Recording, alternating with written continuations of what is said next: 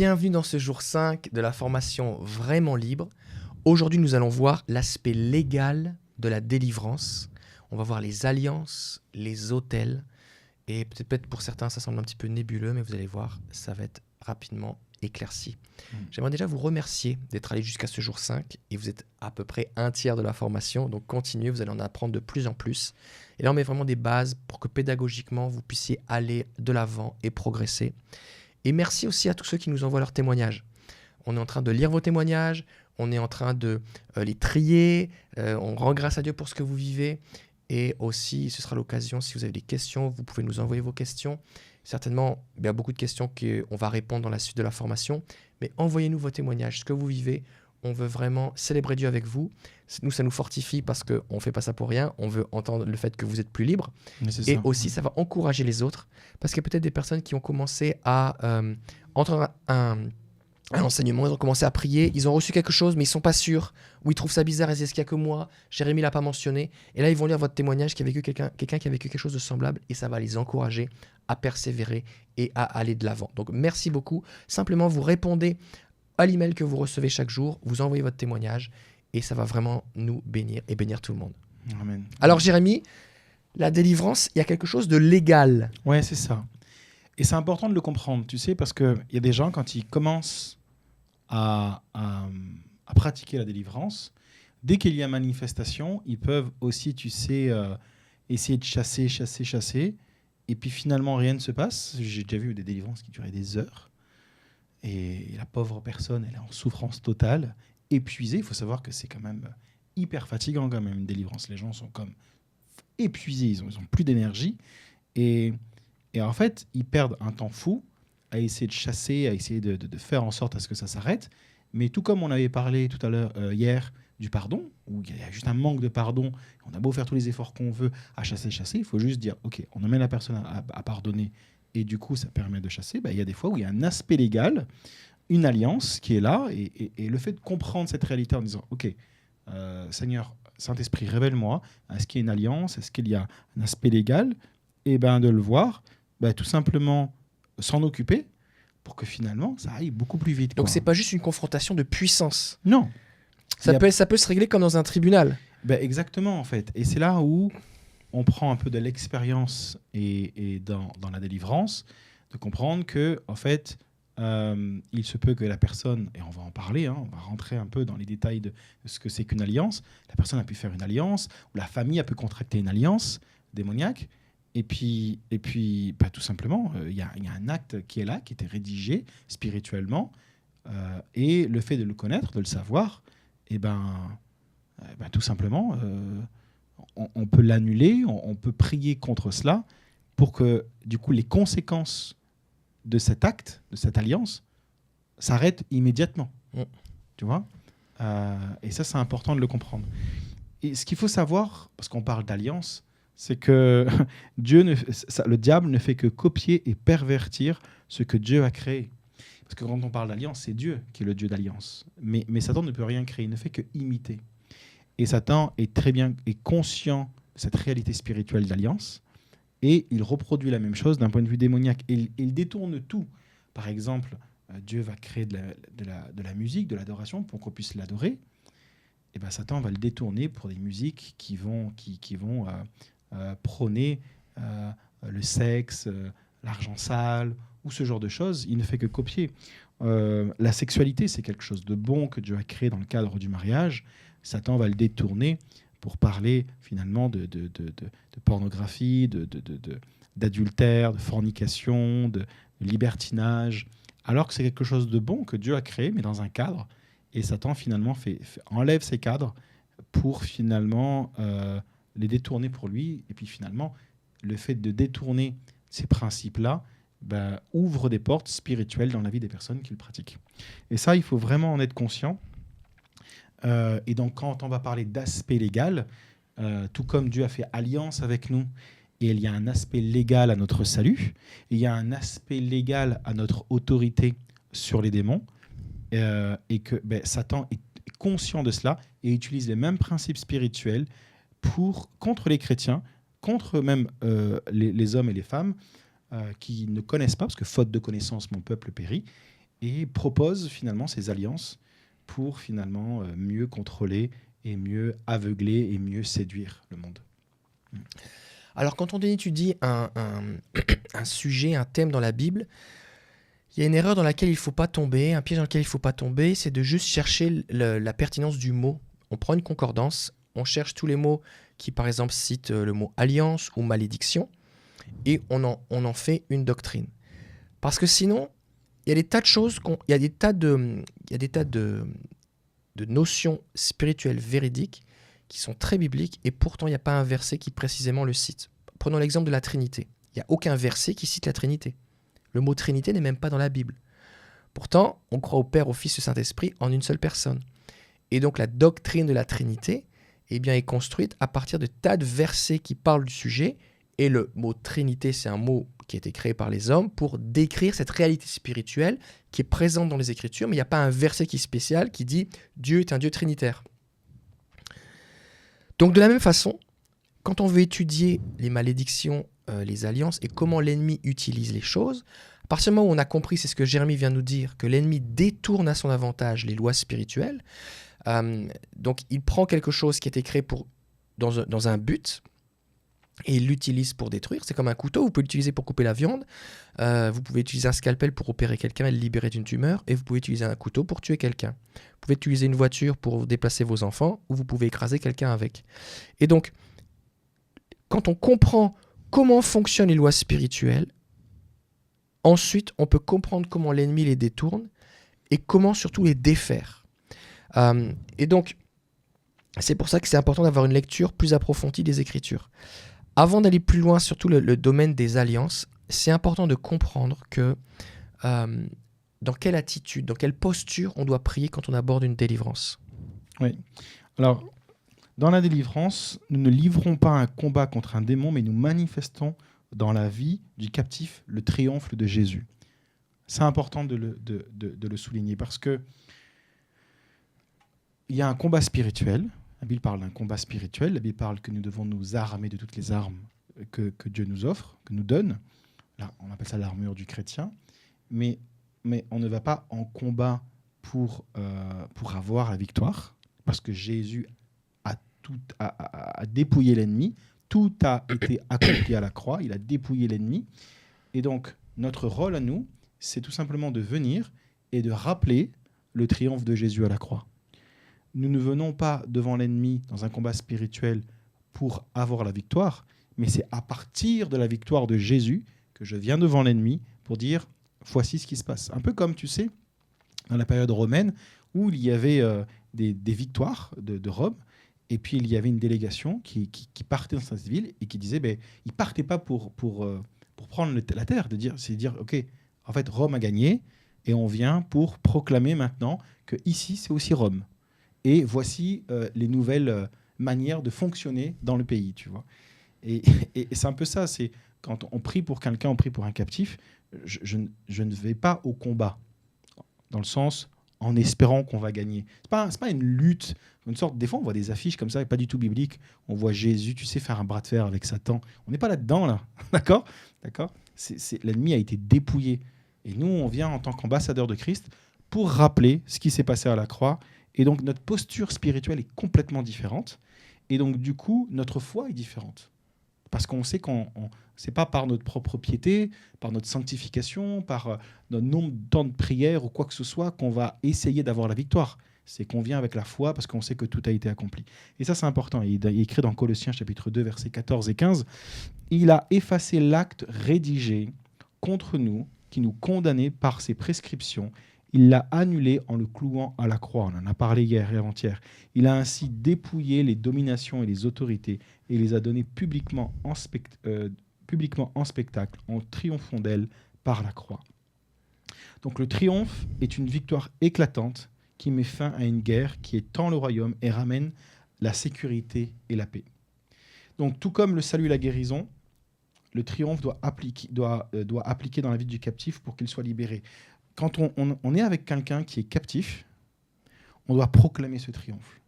On doit venir et de dire voici comment on doit se positionner spirituellement. Et il est important de comprendre que l'ennemi a été dépouillé parce que sinon, et je sais que je me répète, mais c'est important de le comprendre, parce que sinon, on va aborder la délivrance de la mauvaise manière. Comme on peut voir, je sais que vous regardez cette vidéo, et peut-être que vous avez vu des délivrances où il y a comme une sorte de combat, la personne, elle hurle, elle essaie de hurler sur la personne, et puis on voit que la personne, elle est comme sous choc, mais en même temps, elle est en train d'être délivrée, et puis la personne, elle hurle, elle crie, comme si finalement, il criait plus pour avoir plus d'autorité, et puis on est comme dans un truc qui... On a l'impression que c'est vraiment une lutte un peu égale, quoi, tu vois, dans la réalité. Alors que pas du tout. C'est pas un bras de fer, comme tu dis. C'est pas un bras de fer, quoi. Nous, on s'oppose à quelqu'un qui n'a plus de bras. C'est ça. Il y a vraiment cette idée. Et comprendre le caractère légal, c'est que Jésus a déjà remporté la victoire. Et donc, nous, on fait juste appliquer ce triomphe. C'est limite comme un agent administratif qui applique un tampon sur un document, ou comme un juge qui, avec son marteau, dit voici le verdict. Mais la police, qui sont les forces de l'ordre, ont déjà arrêté la personne, ont déjà fait ce qu'il y avait à faire. Les législateurs ont déjà voté la loi, tout est réglé, tout est ordonné. Et en fait, le juge, il fait juste appliquer. On lui présente un cas, il dit non, il va agir, il va exercer son jugement d'après l'autorité déléguée qui lui a été donnée. Et dans ce texte qu'on a lu dans Colossiens, il y a toute cette idée d'acte légal, de prescription. Et c'est ça qu'il faut comprendre, c'est que de la même façon que lorsque nous demandons pardon à Jésus pour nos péchés, en quoi nous plaçons notre confiance? Dans le fait que son sacrifice a été accepté par le Père. Il est ressuscité, nous pouvons être justifiés. Il est fidèle et juste pour nous pardonner si nous demandons pardon. C'est tout. C'est pour ça qu'on n'a pas besoin de supplier Dieu de nous pardonner. On doit croire en Jésus. C'est pas parce qu'on le supplie plus qu'il nous pardonne. Il nous pardonne parce que Jésus a tout accompli. Parce que si Jésus n'avait pas tout accompli, on aurait beau supplier toute notre vie, on ne pourrait pas être pardonné. On a parlé de remettre les dettes dans les jours précédents. Et donc cette idée légale, c'est comme quand vous avez, je donne souvent cette image pour aider les gens, imaginez que vous avez votre téléphone portable, et là vous le perdez. Vous êtes à la plage, vous le perdez dans l'eau, vous le laissez tomber dans vos toilettes, vous l'oubliez quelque part, vous n'y avez plus accès. Vous allez quand même recevoir la facture. Et là, tous les mois, vous allez être prélevé. Et là, si vous appelez votre compagnie de téléphone, alors si vous êtes en Suisse, c'est un Atel, si c'est en Canada, c'est un cellulaire, si c'est en France, c'est un portable, ou un GSM, si vous êtes en Afrique, peu importe. Si vous les appelez, vous dites « Arrêtez de m'envoyer des factures, je peux payer !» et que vous les insultez, ils vont quand même vous envoyer la facture. Si vous allez faire avec une pancarte devant la compagnie et que vous faites un sitting, vous criez, vous jetez des tomates, tout ça, ils vont quand même vous envoyer la facture. La procédure légale pour rompre un contrat, c'est de dire « Allô, bonjour, je suis Monsieur Terry, voici mon numéro de téléphone, je voudrais résilier le contrat. » Peut-être ils vont vous dire « Alors, envoyez un recommandé » ou peu importe. Il y a une procédure légale et à la fin, c'est « Bonjour monsieur, est-ce que vous avez autre chose à dire ?»« Non, merci, au revoir, bonne journée. Ouais, » Et on n'est pas dans un combat, on n'est pas dans une lutte, on n'est pas dans une négociation. On applique une procédure légale qui me permet, moi, de faire prévaloir mes droits. Et de l'autre côté, ils sont obligés d'appliquer aussi la loi. Et donc, il y a une procédure légale à suivre. Et donc, on pourrait aussi donner le numéro de contrat en hurlant. On pourrait aussi insulter les gens dans la procédure. Peut-être on serait accroché au nez. Oui, c'est ça. Et souvent, il y a toute cette énergie qui est là, qui est mise en trop. Parce que les gens ne comprennent pas dans quelle posture ils doivent être. Est-ce que tu oserais, toi, dire que beaucoup de gens qui se mettent à hurler, c'est que finalement, ils essaient aussi de se convaincre des fois de certaines choses, quoi. Mais oui, tout à fait. Tout à fait. Moi, les personnes que je connais qui font la délivrance de façon avec le plus d'autorité et des choses les plus précises et les plus, on va dire, extrêmes, avec du vaudou, des choses, des trucs vraiment très complexes, ils parlent tout doucement. Ouais. Récemment, là, dans un face-à-face, je sais plus où on était, là, en Suisse, Jérémy, tu as fait la délivrance avec quelqu'un, tu chuchotais dans son oreille. Ouais, exactement. Je l'ai fait, en fait, c'était à la fin du culte. Et en fait, donc on attendait à ce que je m'occupe de personnes. On était, et puis effectivement, comme j'ai vu qu'il y avait des gens qui regardaient, et que... Parce que tu as pris la personne à manifester un petit peu. Elle manifestait un peu. Tu as pris pour qu'elle soit calmée. J'ai calmé la situation. Et en fait, mais le démon était... La personne était vraiment démonisée, dans le sens où c'était plus son visage. C'était plus elle était plus là. C'était vraiment le démon qui me regardait et qui me parlait. Et mais du coup, comme il y avait plein de gens qui étaient là et qui regardaient ce qui se passait, j'ai pas voulu exposer ce que je voyais dans l'esprit. Et donc, du coup, je chuchotais à son oreille. Et je chuchotais, et du coup, et en même temps, elle était délivrée, je chuchotais. Donc même les personnes qui étaient à côté, parce qu'il y avait le pasteur, un des pasteurs de l'église qui était à côté de moi, n'entendaient même pas ce que je disais, tellement je chuchotais doucement. Et puis ce qui a été bon, c'est que je ne l'ai pas fait avec une seule personne, je l'ai fait avec plusieurs personnes, où je me suis fait la délivrance. Et je sais que pour plusieurs personnes, ça les a comme choqués en disant, et même on reçoit des emails aussi dans les face-à-face, où les gens disent, mais je ne savais pas qu'on pouvait faire une délivrance aussi calmement.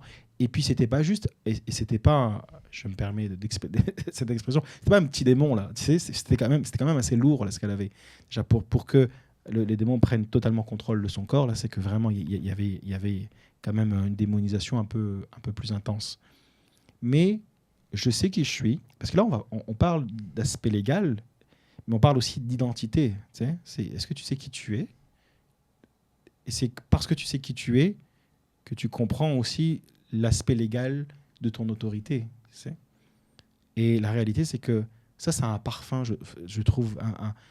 Avoir la foi sur qui tu es et l'autorité que Dieu t'a donnée, et cet aspect légal, eh ben, c'est comme si tu avais des galons, tu sais, dans le monde spirituel. Tu viens et puis tu défais tranquillement. Et ça se passe comme ça, effectivement. Et puis on peut avoir des très gros cas de délivrance. Et en fait, des fois, je fais exprès de le faire silencieux pour montrer aux gens qu'on n'est pas obligé d'hurler. Et c'est un petit peu, vous savez, si on reprend dans le monde naturel physique, prenez un policier. Vous avez des policiers qui sont très sportifs, qui ont un certain gabarit, mais vous avez aussi des femmes policiers qui font 1m50. Vous avez des notaires qui ont un droit ou un pouvoir énorme par leur signature et qui pourtant sont très tranquilles, très posés. Ils ne sont pas forcément un notaire, c'est pas forcément la personne la plus extravertie du monde. C'est ça. Non, mais quand tu parlais t'as un policier qui peut être costaud, qui peut faire 120 kilos de muscles, et la petite, ou un monsieur, un homme ou une femme qui fait 60 kilos, la réalité, les deux ont le même pistolet, et si ça tire, il n'y a pas une balle qui fera moins mal que l'autre, quoi. Tu sais, vrai. Tu sais, c'est les deux, quand ils vont tirer, ça va faire la même chose. Pourquoi ? Parce que l'arme est pareille. Et donc, peu importe qui on est, en fait, c'est l'autorité qu'on a qui va faire une vraie différence dans le monde spirituel. Donc, on aborde, et c'est important que vous compreniez ces choses. Parce que si vous doutez de votre identité, si vous doutez de ce que Jésus a accompli, si vous doutez du fait que c'est disponible et que vous n'en avez pas la révélation, vous allez aborder la délivrance ou votre autodélivrance en comparant comment vous vous sentez ou comment vous vous percevez par rapport à ce démon. Oui, c'est ça. Et du coup, vous allez être découragé. Tu vois, c'était pas prévu qu'on en parle, tu vois, de ça. Mais je trouve ça intéressant. Tu sais, quand j'étais pasteur dans une église locale et puis que j'étais responsable pastoral, donc du coup, je formais aussi des leaders et des jeunes pasteurs, tu sais, à la délivrance. Et à plusieurs reprises, c'est arrivé, c'est que quand donc je leur faisais des exercices, tu vois, de dire, écoute, je les entraînais dans la parole de connaissance et dans le discernement des esprits. Et à plusieurs reprises, j'ai un souvenir même très très clair, le dernier que j'avais vu, il est avec moi, et puis finalement la délivrance va commencer, et il s'en va. Il s'en va. Et ensuite, je parle, je dis, mais qu'est-ce qui se passe ? T'es leader, tu vas être formé. Il me dit, écoute, j'ai comme senti des voix qui me disaient que je n'étais pas capable de le faire. J'étais pas capable de le faire. Et il a été comme et il a cru en ses mensonges. Et il est sorti de la pièce, et finalement, je ne pouvais pas, moi, dire, attendez, madame, je vais aller chercher mon ami. Je me suis occupé de la délivrance, mais il est parti.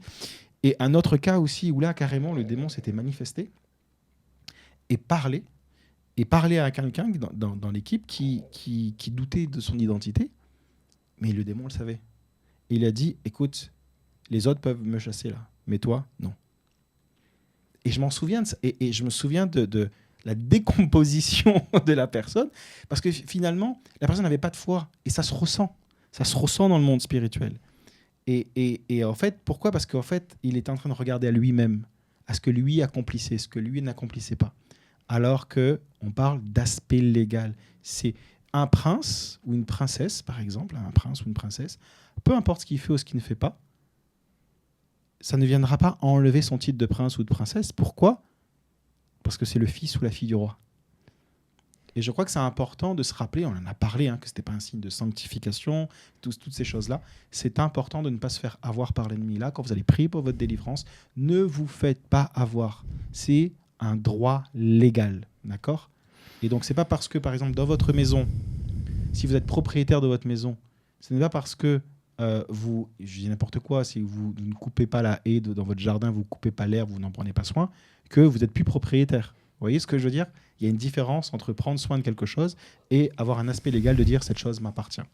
D'accord? Donc comprenez bien cette différence. Et l'apôtre Paul va même prier pour les Éphésiens pour qu'ils aient une révélation spirituelle de cette autorité qui était disponible. On pourrait lire le texte, c'est Éphésiens 1, 18. Peut-être est-ce que tu pourrais le lire? Qu'il illumine les yeux de votre cœur pour que vous sachiez quelle est l'espérance qui s'attache à votre appel, quelle est la richesse de la gloire de son héritage qu'il réserve aux saints, et quelle est envers nous qui croyons l'infinie grandeur de sa puissance, se manifestant avec efficacité par la vertu de sa force. Il a déployé en Christ, en le ressuscitant des morts et en le faisant asseoir à sa droite dans les lieux célestes, au-dessus de toute domination, de toute autorité, de toute puissance, de toute dignité, et de tout nom qui peut être nommé, je répète, et de tout nom qui peut être nommé, non seulement dans le siècle présent, mais encore dans le siècle à venir. Il a tout mis sous ses pieds, et il l'a donné pour chef suprême à l'Église. Donc on va prier pour que vous ayez cette révélation de votre identité et cette confiance. Il y a peut-être des gens... au début, dans la première vidéo, on a dit voilà, la délivrance, c'est quelque chose de délicat, c'est controversé, parce qu'il y a des gens qui ont des dérives, et on a parlé de toutes ces choses-là. Mais peut-être que maintenant, vous avez plus peur de la délivrance en termes de qu'est-ce que le Saint-Esprit va faire, mais peut-être que vous avez peur de ce que vous pouvez vivre. Parce que dis-moi, j'ai pas envie de me retrouver comme les fils de Séva, à me faire battre par un démon. Et c'est peut-être ça qui vous met un frein. Et l'ennemi le sait, et il va vous intimider, il va essayer de vous faire peur. Mais peu importe ce qu'il dit, la réalité, c'est que vous êtes assis avec Christ dans les lieux célestes, c'est que Jésus a déployé toute sa puissance infinie pour vous, son nom est élevé au-dessus de tout autre nom, et il vous a donné une autorité déléguée. Alors on va prier maintenant pour que vous ayez cette révélation, avant d'aller plus loin, Amen. pour que tout ce qui est de la peur, de l'insécurité par rapport à cela parte. Est-ce que Jérémie, tu veux prier pour que les gens aient vraiment cette audace de Dieu? Seigneur, je prie maintenant même à ce que les paroles que nous proclamons, ce ne sont pas nos paroles, c'est ta parole. Et tu dis, vous connaîtrez la vérité, et la vérité vous rendra libre. Je prie, Seigneur, à travers ce que nous déclarons, les versets de ta parole que nous proclamons, que cette vérité vienne les libérer dans le nom de Jésus, vienne les libérer de la peur, vienne les libérer de la crainte, vienne de les libérer de cette capacité, en fait, c'est cette pensée de vouloir faire des choses pour plaire à Dieu, d'être sous la loi, de toutes ces choses qui finalement les éloignent de la simplicité de l'Évangile. Je prie, Seigneur, est-ce que ton esprit parle à leur esprit et que tu puisses les convaincre, Seigneur, qu'ils sont enfants de Dieu et que tu as tout accompli et qu'ils n'ont rien à rajouter à ce que tu as accompli à la croix. Et que c'est un aspect légal dont nous parlons et c'est quelque chose dont ils ont droit de par leur identité en toi, Jésus.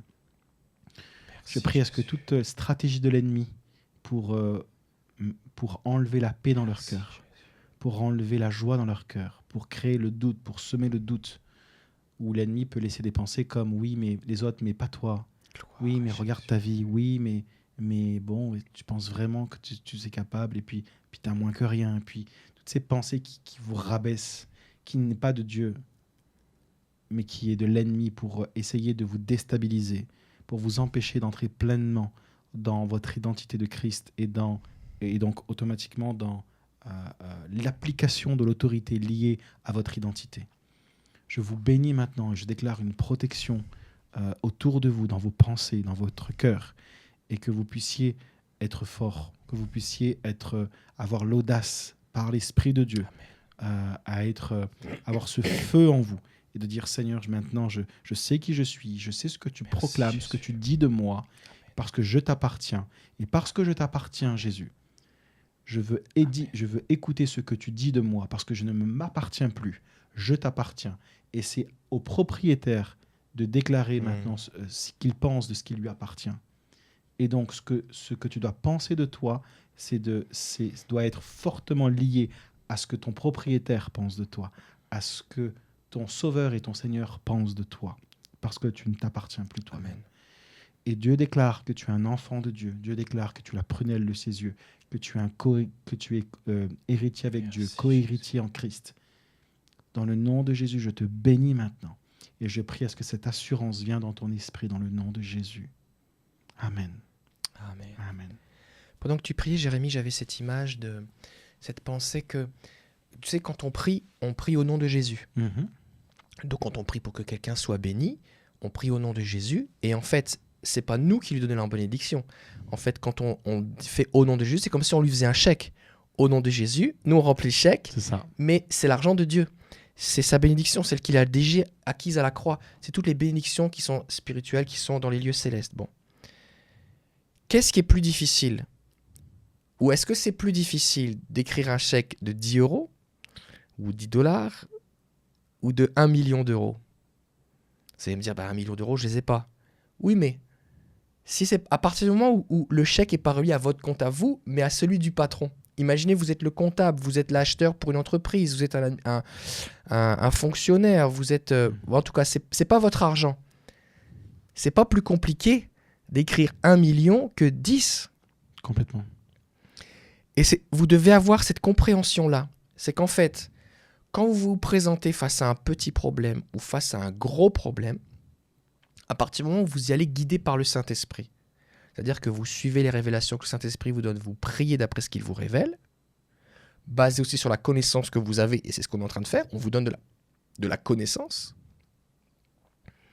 vous n'avez pas plus d'efforts à faire. Vous n'avez pas besoin d'un plus gros stylo pour écrire 1 million, ça veut dire un gros stylo qu'il faut tenir à deux mains, non, c'est le même stylo. C'est le même stylo. Vous pouvez écrire un chèque d'1 million, sachant que en Jésus, la réserve de puissance, la réserve d'autorité, la réserve de pouvoir et son pouvoir pour briser les choses est là et disponible. C'est vraiment bon ce que tu dis. J'aimerais, si tu sais, rajouter quelque chose Vas-y. pour appuyer ce point-là. Pourquoi on prie au nom de Jésus?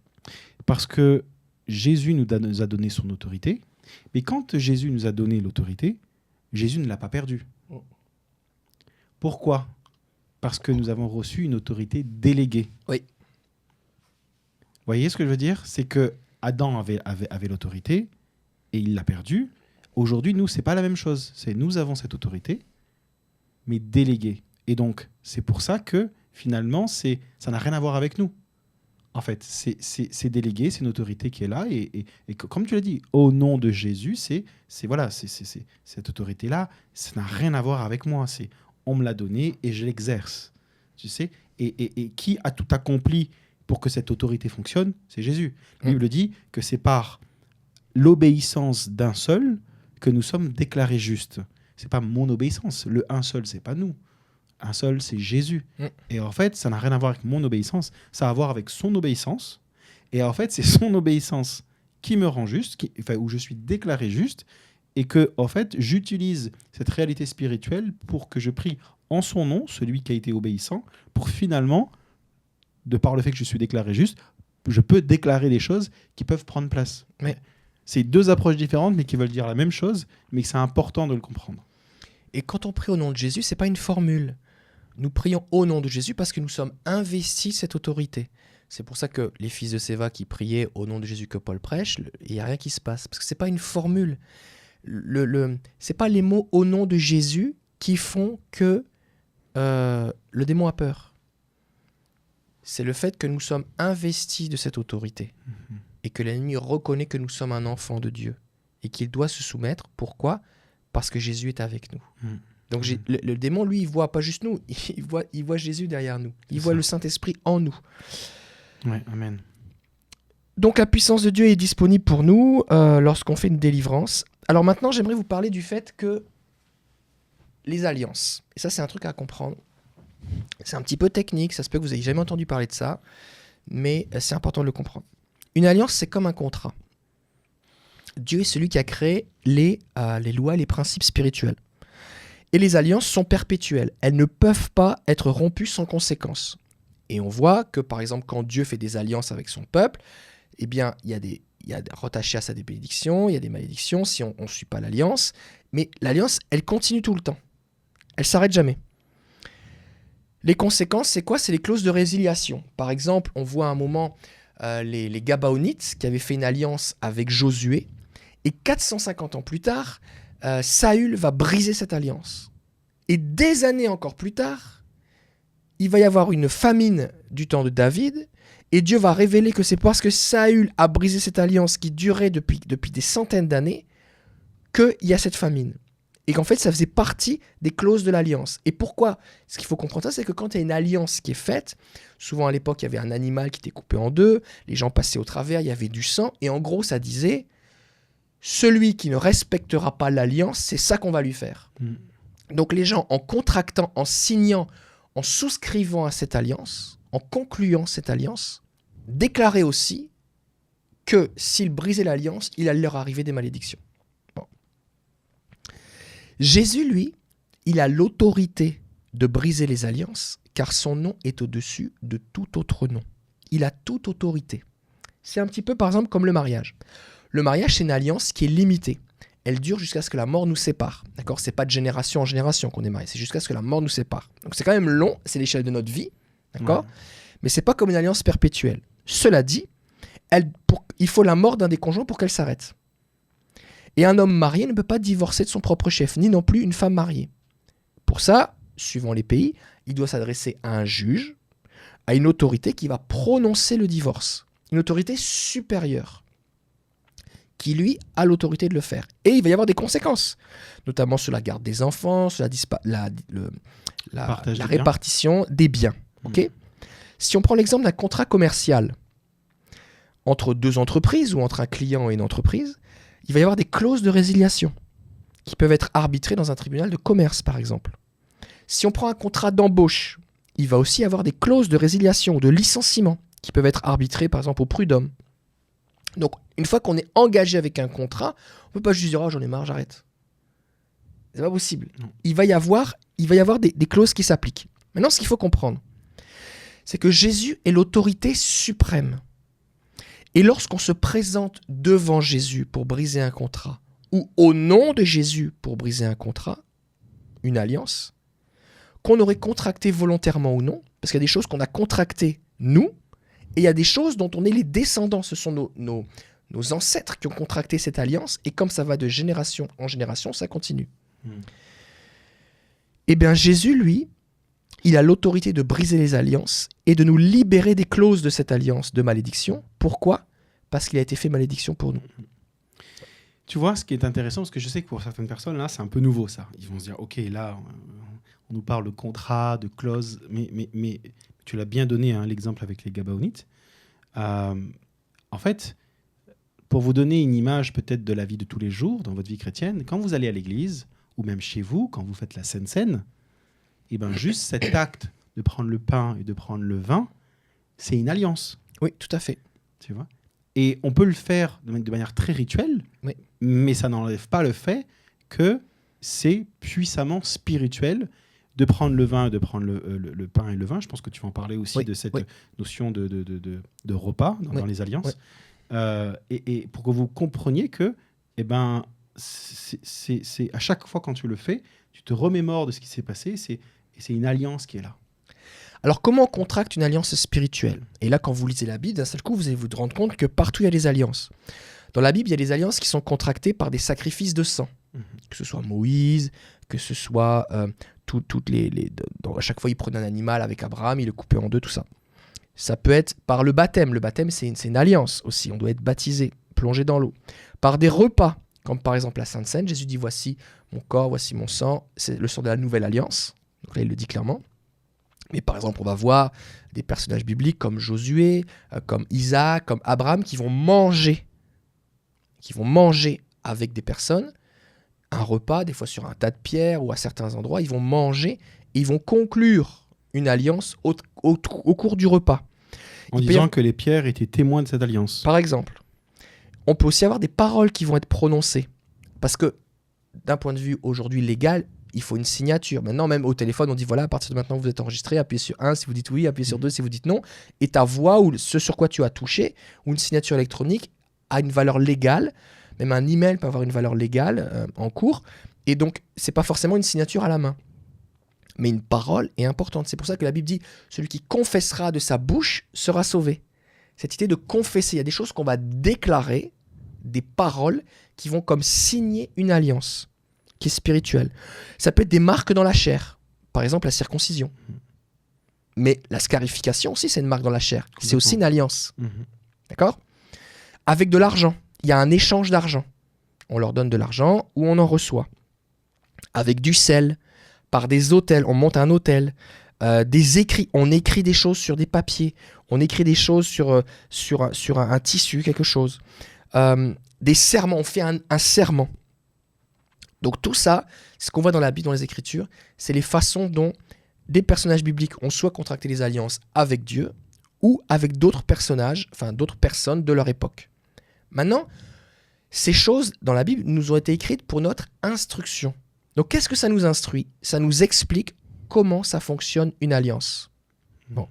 Maintenant, on va pouvoir appliquer cette connaissance, puisqu'on sait que l'ennemi détourne ces choses, pour la libération, pour la délivrance.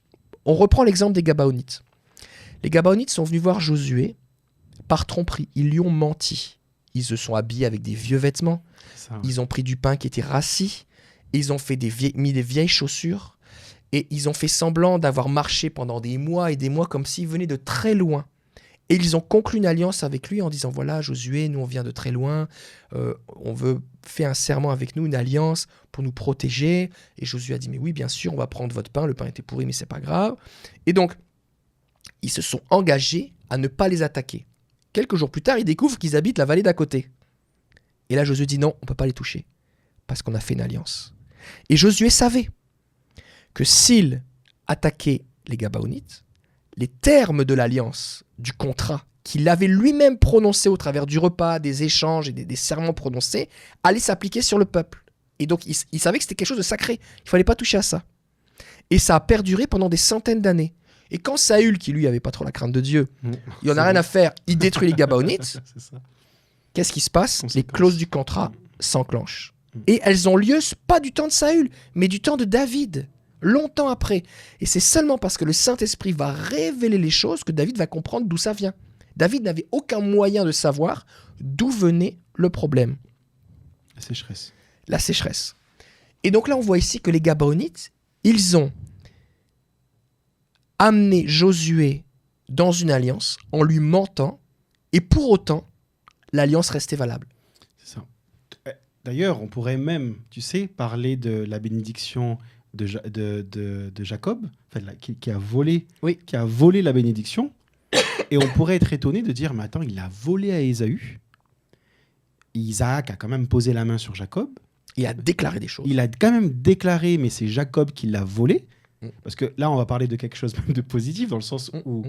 Et c'est Jacob qui sera béni, et Dieu va être le Dieu d'Isaac, d'Abraham, d'Isaac, et de Jacob.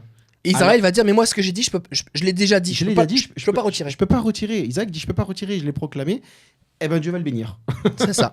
Et on voit finalement à quel point nos paroles sont importantes. Et quand on parle même de délivrance, c'est tellement important de savoir ce qu'on proclame. Parce que notre autorité se trouve sur notre proclamation, ce qu'on va dire. Et c'est vraiment important de comprendre cette réalité-là.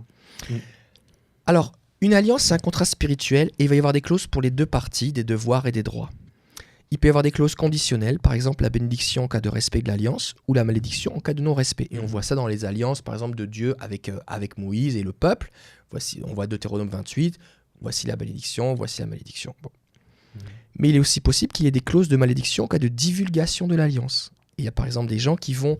Il y a des tas de cultes et de sectes ou de pratiques occultes spirites qui sont reliées au secret. Et les gens savent que s'ils disent les choses, il va leur arriver quelque chose. Et donc les gens, des fois, même après, en étant chrétiens, ils ont peur d'en parler parce qu'ils ont peur des conséquences. Et là, on va rester vague là-dessus, mais il y a des gens qui ont peur parce que... des fois, des personnes ne savent pas comment prier pour eux parce qu'ils ne comprennent pas cet aspect légal. Parce qu'effectivement, il y a des contrats qui ont été signés. Et on pourrait prendre ça à la légère en disant, ben non, tu es devenu une nouvelle créature. Non. On en parlera de toute façon, les malédictions dans la nouvelle alliance. Mais il y a encore des malédictions sur la nouvelle alliance parce que ce sont des contrats qui perdurent. Et c'est important de savoir comment s'en défaire. Donc la personne qui a peur, premièrement, elle a peur à raison parce qu'elle comprend la réalité de cette alliance et de la réalité de ce qui peut se passer.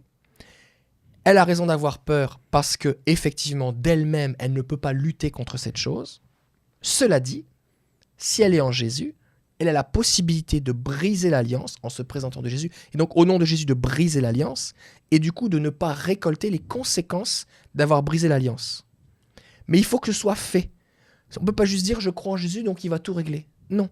C'est un petit peu comme si vous, je sais pas moi, vous déménagez, et puis vous achetez une nouvelle maison, et vous êtes locataire ailleurs maintenant, et vous dites c'est bon, j'ai les clés, maintenant tout est réglé. Non, il faut appeler EDF si vous êtes en France, c'est l'électricité, ou Hydro-Québec si vous êtes au Canada. Il faut appeler l'électricité, le téléphone, le gaz, la poste, tous les trucs, tous les impôts. Il faut prévenir tout le monde pour dire j'ai changé d'adresse, c'est plus moi qui habite là, il faut changer les contrats, défaire les choses, tout ça, un par un, systématiquement. Et si vous avez fait toutes les choses et que vous avez oublié de changer, je sais pas moi, les impôts pour la taxe d'habitation ou je sais pas quoi, et ben vous allez payer au mauvais endroit.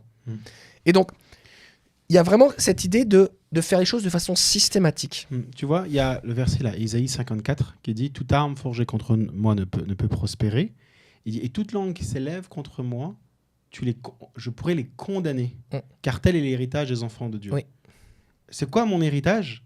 C'est de pouvoir les condamner, de dire « Maintenant, stop à ce qui a été proclamé. » C'est ça. Mais mon héritage, pour que ce soit sans effet, tu le disais, on va dire, oui, tout arme forgé contre moi ne peut prospérer, alléluia, je m'arrête là. Tel est l'héritage des enfants de Dieu. Il faut le verset qui entre. C'est, je vais condamner ce qui a été proclamé. Donc vous avez des alliances qui vont, en termes d'amplitude, qui vont dépendre de qui a contracté l'alliance, mais aussi des clauses de l'alliance. Vous pouvez avoir des alliances qui sont faites pour une personne, pour une famille, pour une lignée généalogique, mais aussi pour une nation. Par exemple, Josué s'est engagé pour tous les Israélites. Et donc, c'est tout le monde qui a subi la famine derrière. De par l'autorité qu'il avait sur le pays. C'est ça. Et donc, c'est pour ça que sur certaines nations, il y a des dirigeants qui ont fait des alliances ou des pactes, et ça entraîne la nation dans des problèmes. Le sang est souvent utilisé pour sceller des alliances, donc ça peut être le sang d'animaux, mais aussi le sang humain. On voit, il y a des tas de rituels sataniques avec du sang humain. Et le sang de Jésus, qu'est-ce que c'est ? C'est le sang de la nouvelle alliance.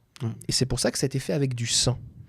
Et le principe spirituel qui est là, c'est que sans effusion de sang, il n'y a pas de pardon. Donc c'est la puissance du sang. Dans l'Épître aux Hébreux dit que la vie est dans le sang. Il y a toute cette notion de la puissance du sang. Le sang qui est versé dans la terre crie et monte vers Dieu. Il faut nettoyer la terre du sang qui a été versé. Et donc il y a quelque chose de puissant au niveau du sang. Autant dans l'aspect positif, c'est-à-dire avec le sang de Jésus qui purifie, qui lave, mais aussi quand un rituel a été fait avec du sang, et tu nous parlais du témoignage là, avec ta grand-mère qui était sorcière, là, qui faisait des sacrifices avec du sang, des rituels avec du sang, c'est pour ça aussi que c'est utilisé. Pourquoi ? C'est toujours le même principe. L'ennemi utilise le principe spirituel, la puissance du sang, sauf que d'utiliser le sang pour purifier les péchés, c'est utilisé pour détruire les vies, maudire les gens et lier les gens avec les puissances des ténèbres. C'est ça. Donc Jésus, par exemple, dans Luc 22:20, va dire « Il prit la coupe, après le souper, il la leur donna en disant « Cette coupe est la nouvelle alliance en mon sang. » Donc on voit bien que l'alliance est faite grâce au sang de Jésus qui est répandu pour vous. C'est important de comprendre que une alliance, elle est perpétuelle. Ça signifie que les termes de l'alliance durent de génération en génération. Et c'est pour ça que souvent les gens ne comprennent pas, ils se disent « Mais là, je ne fais plus ces choses » ou « Oui, mais ça c'était ma grand-mère, mais moi je suis chrétien » ou « Ça c'était mon arrière-grand-mère, elle faisait ça, mais moi je ne fais pas ces choses-là. » Oui, mais les alliances qui ont été contractées, c'est comme des contrats durs de génération en génération. La bonne nouvelle, c'est qu'au nom de Jésus, on a la possibilité de les briser.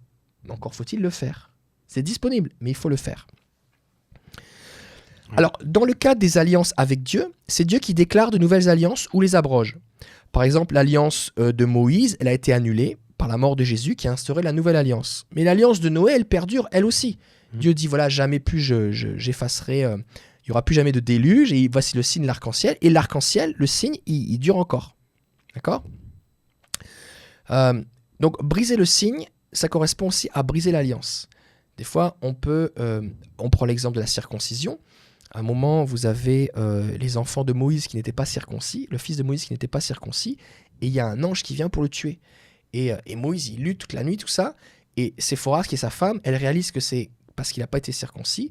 Et donc, elle le circoncie, elle jette le prépuce aux pieds de Moïse. Elle dit, voilà, tu es pour moi un époux de sang.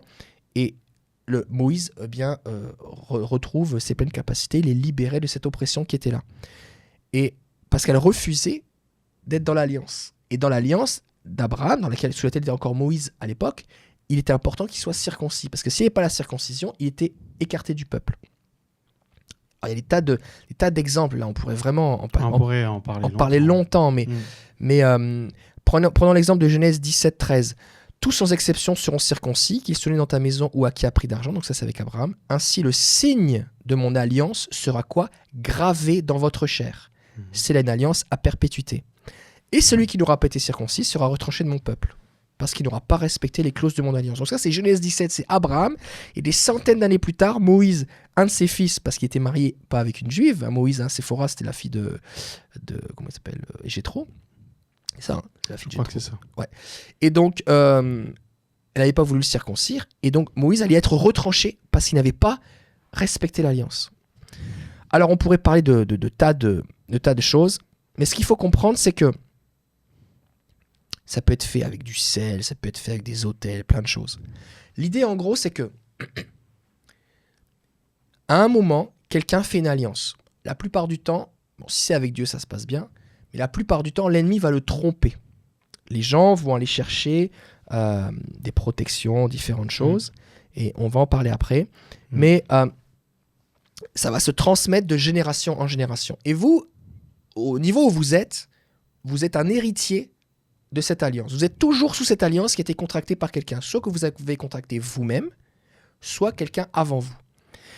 Et ça va se transmettre, mais ça va se transmettre suivant les alliances, suivant les rituels, de façon différente. Par exemple, l'alliance avec Abraham se perpétue avec Isaac, mais pas avec Ismaël. Ça veut dire que c'est pas pour tous ses enfants. Et donc il va y avoir, pour élargir un petit peu, on constate que tu as certaines malédictions qui s'abattent que sur les aînés, ou que sur les femmes, ou que sur les garçons. Et c'est pour ça que tu vas avoir des gens dans la famille, toutes les femmes avortent. Mais naturellement, je veux dire, elles n'arrivent pas à garder leurs enfants. Ou alors, vous avez une malédiction où, à cause de quelque chose qui était fait avant, c'est les aînés ont toujours des problèmes. Ou il y a toujours un enfant qui meurt dans la famille. Il y a quelque chose. Et on peut voir comme ça un espèce de... en anglais, on dit un pattern, quelque chose qui se reproduit, qui est similaire. Hein, je pense je vois pas d'autre mot que pattern. Donc l'idée, c'est qu'on observe qu'il y a quelque chose, quelque chose qui est là, qui se reproduit de génération en génération. Et comprenez bien que l'ennemi est rusé et qu'il utilise les principes spirituels à son avantage pour détruire les hommes. Il y a aussi cette notion où, on en a parlé là, des droits de chaque partie. Mais l'ennemi va toujours proposer des services en échange d'un droit qu'il s'approprie dans la vie de la personne sur la lignée. Souvent, ces alliances-là, qui est fait avec les puissances des ténèbres, c'est, OK, pour qu'il y ait un contrat, il faut qu'il y ait un échange. Un profit commercial, c'est tu payes et par exemple, tu as un produit. D'accord ? C'est les bases d'une alliance, d'un contrat. Et des personnes vont pouvoir dire, moi je veux par exemple... une protection, la fécondité, l'argent, la guérison, j'aimerais avoir la célébrité ou ce genre de choses. Et les personnes peuvent se concentrer que finalement sur ce qu'ils vont avoir, mais un contrat, c'est les deux parties doivent s'engager. Et donc du coup, là, de l'autre côté, ça va être, et c'est la stratégie de l'ennemi, c'est pour voler, égorger, détruire. C'est ok, très bien, mais je veux aussi, l'ennemi va dire, je veux aussi quelque chose. Et souvent, ça va être destruction de la famille, destruction de, comme tu l'as dit, en fonction du contrat, parce qu'il n'y a pas un type de contrat.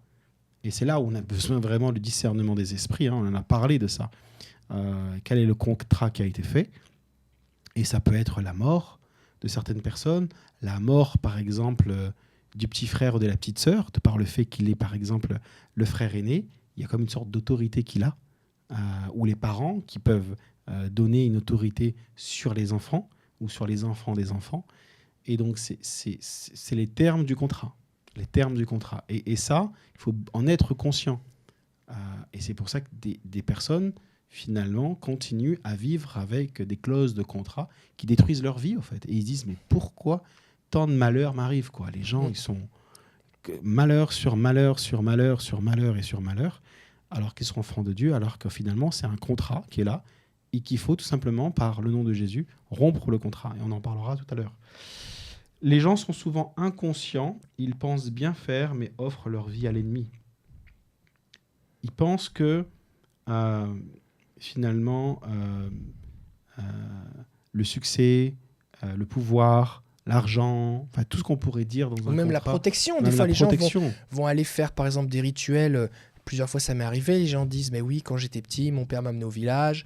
Et puis, on faisait des rituels, on faisait Complètement. boire ou manger des trucs. On a Ouais. fait des scarifications. Ils faisaient ça pour nous protéger des mauvais esprits. Et Et pensez en bien faire. échange, il y a tout ça qui nous arrive, tous les problèmes. Et des fois, ils ne savent pas aussi, parce que comme quelqu'un peut vous faire signer un contrat et qu'il ne veut pas lire les conditions générales de vente, et qu'à un moment vous dites, mais attendez, mais comment ça se fait que tel contrat? Oui, mais c'était écrit, monsieur. Oui, mais moi je ne l'ai pas lu. Ah, ben, c'est votre problème. Tant Tu pis. sais, c'était écrit derrière, en fait, En tout petit. en tout petit, les conditions générales de vente. Et bien malheureusement, tu as signé. Oui. Mais il y a plein de choses. Je suis sûr que vous faites les magasins des fois, vous achetez un produit, la réalité, vous ne lisez pas les conditions générales de Non. vente. Vous dites, OK, très bien, je veux ce produit.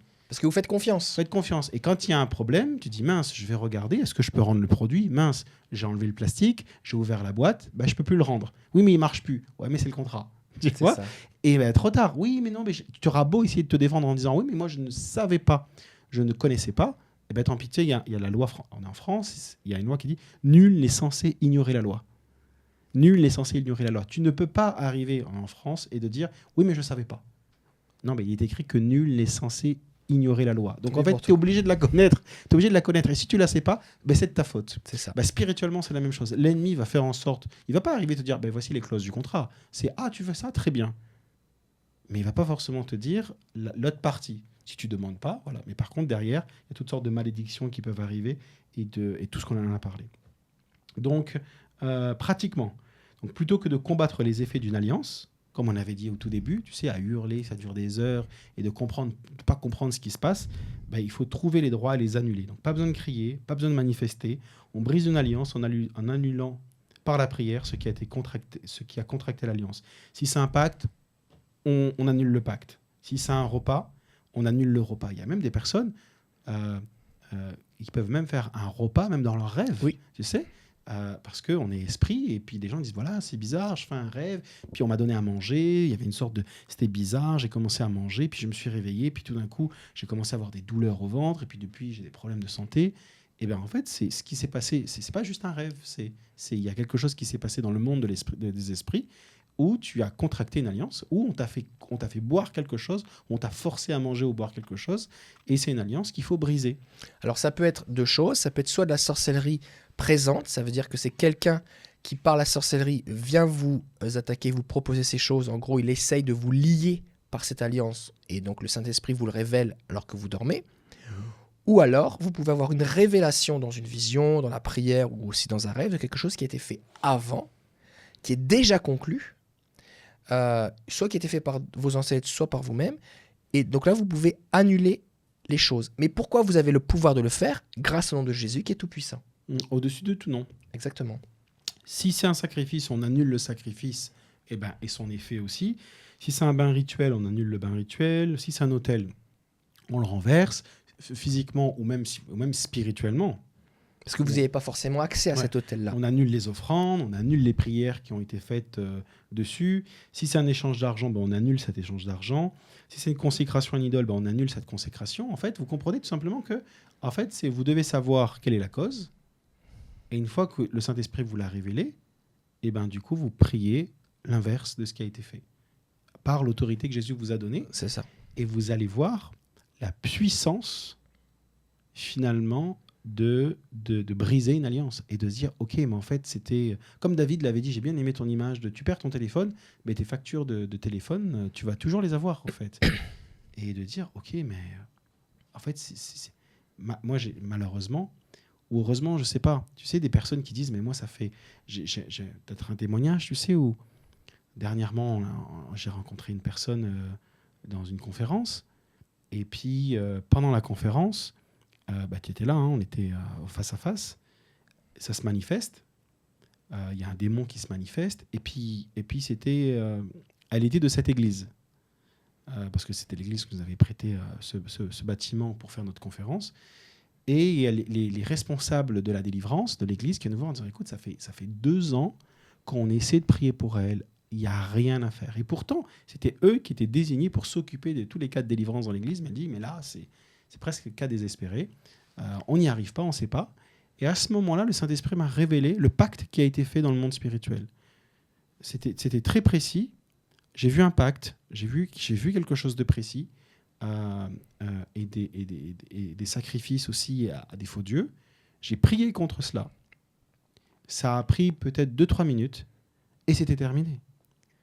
Et les personnes sont venues me voir en disant mais ça a été rapide. J'ai dit oui, mais c'est... Et j'ai pas pu leur expliquer parce que du coup on continuait la conférence. Mais la puissance de cela, la puissance de comprendre finalement les réalités du monde spirituel. Parce que tu peux aller avec ton épée et taper dans tous les sens en espérant que tu vas toucher quelque chose, ou soit, faute de connaissance, mon peuple périt, ou soit tu connais, tu sais comment ça fonctionne, le Saint-Esprit et parce que tu sais. Parce qu'il y a cette notion-là où, parce que tu sais, eh ben, tu peux évoluer spirituellement dans cette mesure. Oui. Et parce que vous entendez et votre esprit entend ces vérités, et ben, du coup, le Saint-Esprit peut vous emmener maintenant dans ces réalités-là et dans ces révélations et dans ces profondeurs spirituelles-là. Parce que maintenant, vous savez, votre esprit l'a saisi, vous avez accepté cette vérité spirituelle et donc vous allez pouvoir évoluer spirituellement dans cette réalité-là et pouvoir maintenant être efficace concernant la délivrance. À un moment, je priais pour une personne et c'était pour la guérison. Et on voyait qu'il y avait quelque chose de particulier. C'était un couple, en fait. Et donc, je prie pour la femme et on se rend compte qu'il y a... Enfin, je ressens que c'est un rapport avec l'occultisme. Il y a quelque chose de spirituel par rapport à son problème physique. Et donc, je prie pour que... elle soit... Et on parlera dans des héritages générationnels dans les prochaines vidéos. Mais en gros, j'ai prié pour qu'elle soit séparée spirituellement de l'héritage qui descendait de ses ancêtres. Et là, d'un seul coup, le couple, les deux sont tombés par terre. Et j'étais un peu surpris, je ne m'y attendais pas. Et là, donc je m'approche de l'homme et puis je prie. Et en gros, je dis, mais Seigneur, okay, comment prier? Et là, je vois que y a... En fait, j'ai une vision très, très courte. Je le vois enfant, entouré par des personnes qui font des incantations, qui prient. Et il y a une espèce d'adulte qui s'approche de lui, je sais pas, un espèce de grand prêtre, un espèce de, on va dire, de responsable, de leader spirituel qui était là face à lui et qui dialoguait avec lui. Et là, il me dit, ben oui, quand j'étais petit, j'ai vécu des rituels où il y avait des choses avec des démons, tout ça, des pratiques occultes. Et au moment où je l'ai mentionné, il a commencé à changer de voix et le démon s'est manifesté. Et le démon était là.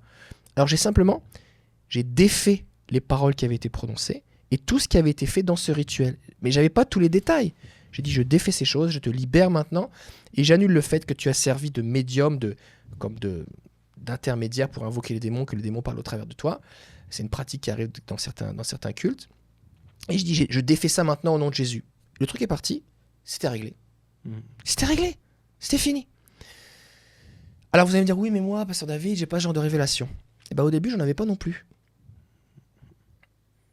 Mais quand j'ai commencé à étudier le sujet et à côtoyer des personnes qui vivaient ce genre de choses, et ben, j'ai commencé, quand j'abordais, dès que je devais prier pour des gens, j'ai commencé après à dire, ok Seigneur, comment est-ce que je dois prier? Et le Seigneur révèle, il dévoile les choses. Ouais. Je me souviens une fois, j'étais dans une église, je faisais une réunion de guérison, et puis quelqu'un qui manifestation démoniaque, donc ils la mettent à côté, dans une pièce à côté, la réunion termine, et à la fin de la réunion, je vais voir la personne. La personne criait, ils étaient là, tous en train de crier, tout le monde disait, au nom de Jésus, sors, machin, toutes sortes de trucs, ça n'en finissait plus. C'était le bazar. Je dis, ok, taisez-vous maintenant. Calmez-vous. C'est ça. Après, j'ai dit, shalom, la paix sur toi maintenant. Est-ce que tu m'entends? La personne a dit, oui, je t'entends. Ok. Elle était assise à une pièce, sur une chaise. Je me suis mis à une certaine distance. Je me suis assis, tranquille, posé. Et j'ai prié. J'ai dit, Seigneur, comment est-ce que je dois prier? Et j'ai eu la révélation qu'il y avait un problème avec son nom. Il y a quelque chose avec son nom. Mais je dis, mais comment tu t'appelles? Elle me dit son nom. Je dis, est-ce que tu as un autre nom? Elle me dit, oui, j'ai un autre nom. Je dis, mais c'est quoi? C'est le nom de qui ça? Elle dit, bah, c'est le nom de ma grand-mère. Je dis, c'est qui ta grand-mère? Ah bah ma grand-mère, c'était une grande sorcière. Je dis, ok. Je dis, bah, ce qu'on va faire maintenant, avec ton autorisation, on va annuler, effacer l'impact et l'influence de ce nom, qui est comme un héritage, comme un signe d'appartenance pour les démons sur toi. Au moment où j'ai dit ça, j'ai dit, j'annule maintenant, j'efface le nom et je retourne toute la charge, la signification de ce nom, d'où il vient, et je te libère maintenant de ce nom. Elle a poussé un grand cri, elle était assise sur sa chaise, hein. Elle était projetée par terre en avant, et après elle est revenue, elle dit, ah ça y est, c'est parti. Alors que ça faisait des années qu'ils essayaient de s'en sortir. Ouais. Pourquoi? Parce que s'il y a un droit légal, et c'est ça vraiment qu'il faut que vous compreniez, s'il y a un droit légal, ça ne sert à rien de hurler et de faire la confrontation de puissance. Ce que vous avez besoin, c'est de briser le contrat, de défaire le contrat. Suivez le process au nom de Jésus et c'est réglé. Il y a aussi les hôtels. Alors, les hôtels. Un hôtel, qu'est-ce que c'est? C'est un endroit sur lequel on fait des sacrifices pour adorer ou des offrandes pour quelqu'un. Une divinité, une idole ou des démons. Peu importe la divinité, le culte ou la religion, peu importe les offrandes que les gens offrent, leurs cheveux, des animaux, des prières, des paroles, des chants, des danses, qu'ils offrent leurs ongles, de la nourriture, de l'alcool, des animaux, de l'argent, peu importe. Tout ce qui est fait, et aussi des prières, de l'encens, les bougies, tout ce qui est fait et offert à quelqu'un d'autre que Jésus, le Père ou le Saint-Esprit, on invoque des démons. On est en communion même avec eux. Et on est même, nous dit l'apôtre Paul, en communion avec des démons. Il y a des gens qui prient leurs ancêtres, les forces de la nature, des dieux multiples avec toutes sortes de représentations, des personnages célèbres, des gens qui sont morts dans le passé. Peu importe qui vous priez, la seule personne que vous pouvez prier, c'est Jésus, le Père ou le Saint-Esprit. Paul est clair, dans 1 Corinthiens 10, 20, ce que les non-juifs sacrifient, ils le sacrifient à des démons et non à Dieu. Or, je ne veux pas que vous soyez quoi? En communion avec les démons. Donc, il y a cette idée que lorsque je fais des offrandes, un culte sur un autel, peu importe la taille de l'autel, hein, ça peut être un tout petit autel, ça peut être un gros truc en marbre. À partir du moment où je fais ces choses, j'entre en communion avec les démons qui sont derrière ces représentations et qui poussent les gens à les adorer, qui au final les amènent à se détourner de Dieu. Parce que Matthieu 22, 37, Jésus répond en disant « Tu aimeras le Seigneur ton Dieu de tout ton cœur, de toute ton âme et de toute ta pensée. C'est le premier commandement et le plus grand. » Donc on ne peut aimer et adorer que le Seigneur. Ce qu'on peut dire aussi sur les autels, c'est que, en fait, encore une fois, on a dit l'ennemi ne fait que copier ce qui existe déjà. Parce que même quand, par exemple, Jacob, on peut citer tellement de passages dans les Écritures où par exemple, je prends le cas de Jacob qui s'endort, qui a un rêve, que Dieu vient le voir, Dieu lui parle, et puis il dit « Mais Dieu est là, je ne le savais même pas ». Donc du coup, il était en communion avec Dieu, et qu'est-ce qu'il va faire? Il va faire un autel. Et il prend une pierre et il verse de l'huile dessus. Ouais. Et il dit maintenant ce nom, et il change le nom de la ville qui s'appelait Luz, et il dit maintenant c'est Bethel, maison de Dieu. Et donc on voit qu'en fait l'ennemi ne fait que copier. C'est que Jacob ne savait pas que Dieu était là, et il est entré en communion avec Dieu à travers un rêve, et donc du coup il va faire un autel. Donc vous voyez, on n'est pas en train de dire oui, voici ce que fait l'ennemi. Non, en fait c'est Dieu qui faisait les autels. L'ennemi ne fait que copier ce qui existe déjà. En fait, ce que vous devez comprendre, c'est en fait ce qu'on dit là, ce sont des principes spirituels. Ce sont comme des lois. Et Dieu ne peut pas se renier lui-même, dans le sens où les lois sont là. Et c'est comme la loi de la récolte de la semence. Ce que tu vas semer, tu vas le récolter. C'est une loi qui est là, dans la nature. Et il y a des lois aussi dans le monde spirituel. Et il faut savoir comment ces lois fonctionnent pour pouvoir vivre une vie chrétienne victorieuse. Et donc il y a toute cette idée que si on ne veut plus être en communion avec ces démons, parce que vaut mieux être en communion avec Jésus qu'avec des démons, vous comprenez bien, qu'est-ce qu'on doit faire? Déjà, il faut demander pardon à Jésus, renoncer à ses pratiques, et ensuite annuler par la prière les rituels auxquels on a participé ou qu'on a subi. ou qui ont contracté nos ancêtres. Donc là, en fonction des visions, des révélations ou de la connaissance que vous avez, parce que des fois, c'est des choses auxquelles on a accès par la mémoire. Vous parlez avec votre grand-mère, vous parlez avec votre oncle, avec votre mère, avec votre sœur, qui vous dit, bah oui, voici ce qui s'est passé, voici ce qu'on faisait. Et vous priez d'après ce que vous savez, ou de ce que le Saint-Esprit vous rappelle, ah oui, je me souviens quand j'étais petit. Ou alors, vous pouvez prier d'après des révélations. Et comprenez bien, vous n'avez pas besoin... Les gens vont se dire, mais là, mais il y a trop de choses, et c'est pas possible que j'annule toutes les prières, tous les trucs que mes ancêtres ont fait, il y a trop de trucs. Mais l'idée, c'est que vous avez juste à prier d'après la direction du Saint-Esprit. Vous n'avez pas besoin de faire une liste qui dure des heures. D'accord ? Donc, vous pouvez faire, si vous priez d'après déjà votre connaissance, vos souvenirs, plus la révélation du Saint-Esprit, vous allez déjà voir une grande différence. Oui. Parce que c'est comme quand vous demandez pardon à Dieu pour vos péchés. C'est pas vrai que vous faites la liste de tous vos péchés. Vous dites, pardon au Seigneur, je te demande pardon parce que j'ai menti, ou j'ai couché avec quelqu'un d'autre, ou j'ai fait ci, ou j'ai fait ça, mais vous faites pas la liste de tous les mots que vous avez prononcés dans le mensonge. Ouais. Vous n'avez pas besoin de vous rappeler de tous les mensonges que vous avez dit pour que Jésus vous pardonne. Oui, puis des fois, la réalité, c'est que les gens ont plusieurs symptômes, mais tous ces symptômes sont reliés à un seul contrat. C'est ça. Et donc, du coup, c'est qui est la source du truc. C'est ça, il y a plein de ramifications, mais la réalité, c'est que la racine, il y a un contrat. En fait, tu vois, qui finalement s'est multiplié. Mais voilà, donc des fois, il faut laisser le Saint-Esprit nous conduire, parce que dans l'exercice du ministère, ça dure pas longtemps, quoi. Non. Donc, par exemple, on peut enlever les signes qu'on a eu sur le front ou sur les mains. Des fois, les gens mettent de la peinture, des cendres, mettent de la graisse, mettent des symboles, des ornements, des bijoux, des bandeaux, des je sais pas trop quoi, en signe de consécration, des vêtements. On peut annuler les offrandes qui ont été offertes. C'est ça. Oui. Par exemple, d'animaux, de vin, d'offrandes, peu importe de quoi. Il y a des gens qui offrent leurs cheveux, différentes choses. On peut annuler notre consécration à une divinité. Des fois, quand on est petit, nos parents nous ont offert ou consacré à telle ou telle divinité. Toi, tu disais que tu avais été consacré à Satan avec un rituel. Pacte démoniaque. Un pacte démoniaque. Avec du sang. Avec du sang. Et y a moi, j'ai des amis, leurs parents étaient prêtres vaudous. J'ai des amis qui ont été consacrés à toutes sortes de divinités. Et l'idée, c'est que si vous vous en souvenez, demandez à vos parents ou à vos frères et sœurs si vos parents ont pu accéder à tout ça. Mais l'idée, c'est qu'il faut se désolidariser de cette divinité, se désolidariser de cette entité spirituelle, parce que ce n'est pas Dieu. Et donc, si vous avez été consacré, que c'est quelque part, vous lui appartenez. C'est qu'il a un droit sur votre vie. D'accord ? Donc, vous donnez votre vie à Jésus, ça on en a parlé, et ensuite, maintenant, vous voulez briser cet accès, vous voulez plus être en communion avec lui. Donc, vous dites, je renonce, je me désolidarise de cette chose, j'annule cette chose qui a été faite.